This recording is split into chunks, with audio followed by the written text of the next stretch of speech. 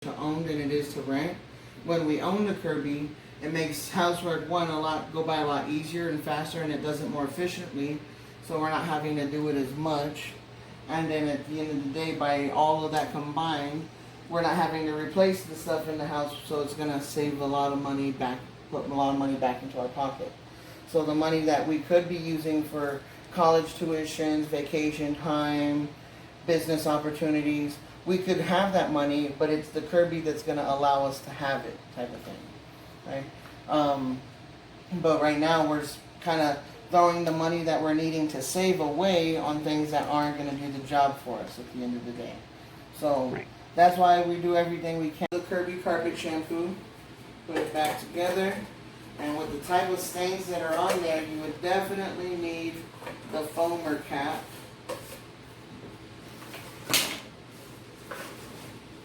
Which turns it into 80% air, 20% moisture base. And what you would do is just, of course, fold it out. So when you apply the foam to it, it just sits there and it will kind of just oxidize the oils and the greases, which is causing the stainage. Right. Okay? And so once you put the foam on there, let it oxidize all the bad stuff out, kind of like how peroxide works on a cut, but without having any peroxide or chemicals in it. And then once the foam has settled down, then you just hook up the zip brush again, and then you're able to vacuum it out and scrub out the stains. Now, if you don't have the zip brush, you can use the wall and ceiling brush to scrub out the stains. Just go in a sideways motion, but make sure you have a towel underneath, and make sure you have some shorts. You don't mind getting dirty because there might be some grease splatters coming off the brush with this guy. Okay. With the zip brush, it kind of gets sucked up into the attachment. But because it's a very minimal amount of moisture, no water gets sucked into the machine. It pretty much evaporates before you even get the chance to touch the motor. Pretty cool. And so, how resistant is the motor to corrosion?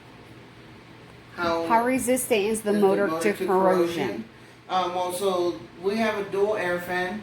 The reason why it doesn't corrode as much is because you know how most machines have a lot of dust that sticks to the motor, and then with the moisture in the air, that's what kind of builds up. Having that build up together kind of is what causes the corrosion. But we have a dual air fan system. The fan on the front is so we can do our job, but then there's a fan on the side of the machine right here, and this prevents the motor from overheating on the longer jobs. Prevents any dust and dirt from being able to stick to the motor, and that's why the motors are designed to last for as long as they do before they break down. You can actually turn a Kirby on and let it run for 2 weeks straight before the motor decides that it wants to burn out on you. So sometimes what I do at my house... Someone's actually done this? Huh? Turned it on, let it Well, I haven't done it, but this is just... Like I said, I've done my due diligence with the Kirby company, and I make sure I studied the product, because the one thing I don't want to do is go into a house and have someone feel like I'm blowing smoke up their butt. Exactly. And so everything I can tell you about the Kirby is just a fact. And I do have sometimes people say, "Oh, well, listen to you." Like when I wasn't working for Kirby, and I was just telling friends about my experience working for Kirby. "Oh, what's it like?" I'm like, "Well, it's fun. You know, I get to make friends." And they're like, "What is a Kirby?" So I kind of start to explain just the machine. And then they'll be like, "Well, look at you trying to sell me a Kirby." I'm like, "No, I'm just telling you the truth." What I do for a living. If you think that I'm trying to sell you the Kirby is you telling me that you like what you're hearing, then you might want to buy one.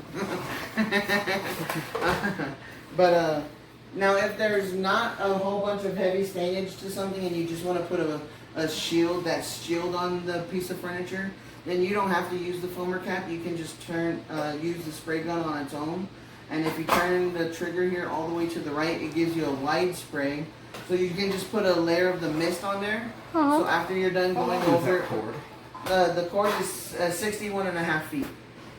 61? 61 and a half.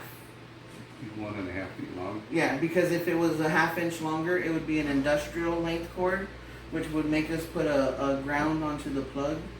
And a lot of older model houses don't have 3-prong outlets.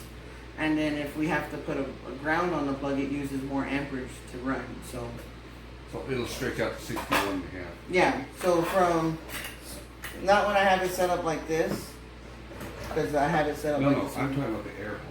Oh, the hose. Yeah. Oh, you said the cord, so I was like. Yeah, I So, got that. I'm thinking hose. You meant Jose. Yeah. Yeah. No, I like the he's hose. about a 10-foot hose. Stretch. Oh yeah, so it's made out of neoprene nylon, which is what Navy divers and astronauts use for their air hoses. So the dogs can use it for a chew toy, kids can use it for a jump rope. Watch as I twist and turn it here on the bottom. If I did this with the hose on a regular vacuum, it'd probably start getting some holes and crinks in it. And if I did this to it, it'd just stretch apart and break. But with neoprene nylon, it pops itself right back into place. No damage done, no cranks, no cuts, no holes, no nada. The other patented idea that we have for the hose is that it's got a swivel on each end. So if you step on it, will it deform it? No, you just He only, just stepped on it. yeah. As I was twisting it up, He twisted it and stepped on it. and pulled it and stretched it as far as I could. Okay. Okay. And then the other patent that they have for the hose is it's got a swivel on both ends. So usually when we use the hose, Like my shop vac. yeah, they tangle up on us all the time. We tend to spend more time trying to untangle the hose than we do get to use it to clean with. So if you hold on to that end for me, with the swivel on both ends, if the cord ever tries, or if the hose ever tries to tangle up on you, it just untangles itself. Pretty cool, right?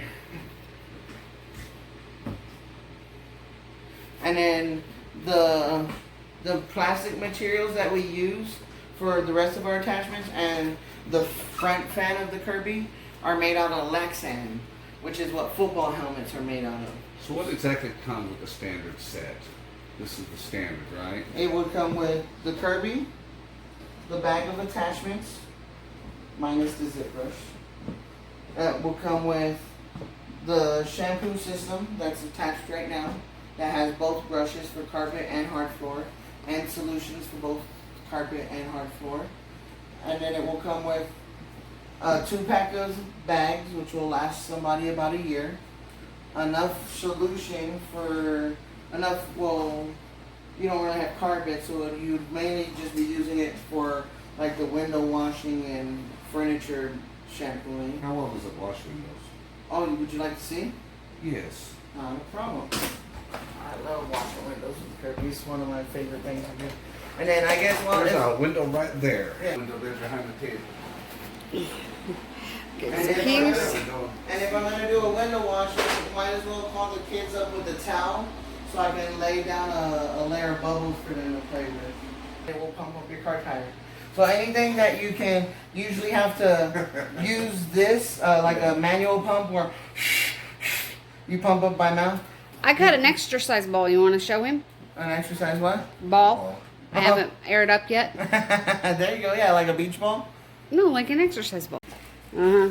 He's also getting a few other things, but he doesn't know about them yet. She said, oh.